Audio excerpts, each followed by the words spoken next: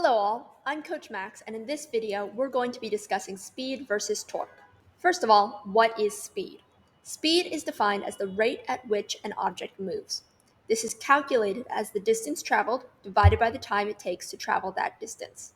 Most often we think of speed as miles per hour or kilometers per hour. With VEX Robotics, we start with RPM or rotations per minute. According to manufacturing specs, VEX IQ motors turn at a speed of 120 RPM. This is, of course, often reduced by real-world variables like friction. In order to determine how far a robot will travel given a set amount of time, we would need to know how far it travels per rotation. This is equal to the circumference of the wheel. Most VEX IQ wheels, including the Omni wheel, are 200 millimeters in circumference, so they travel 200 millimeters per rotation.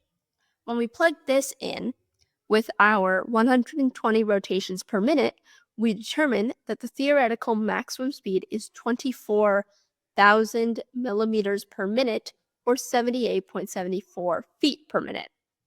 This sounds like a lot, but keep in mind that that is only about 0.9 miles per hour. Keep in mind that speed with direction is velocity. So 300 RPM would be speed, and 300 RPM forwards would be considered velocity. This comes up a lot in robotics coding. Up next, torque. Torque is defined as the rotational correspondent of linear force, or the twisting or turning force that causes an object to rotate. In simple terms, we define torque as strength.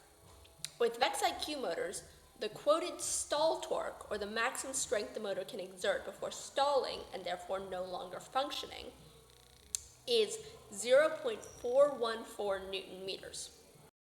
So, how does speed and torque relate to each other? Speed and torque are inverses of each other, which means that as speed increases, torque decreases. In robotics, we therefore see that very fast robots are not especially strong, and very strong robots aren't always fast. So the reason that your clawbot drives fairly quickly, but the arm moves much slower, is because the arm is stronger than the drivetrain. When we are optimizing for strength or speed, we utilize gear ratios. Calculating gear ratios will be discussed in another video. However, the basics of gear ratios are small to big versus big to small gearing. When the input or motorized gear is small and the output gear is big, you're optimized for strength. As you can see in this demonstration, the output gear moves much slower than the input gear. When the input gear is big and the output gear is small, you're optimized for speed. As you can see in this demonstration, the output gear is turning much faster than the input gear. Note, the motor velocity is the same in both demonstrations. I hope that this video was helpful. For more information about speed and torque, please check out our gear ratio calculation video, and for any other questions you might have about robotics, please check out the rest of our channel.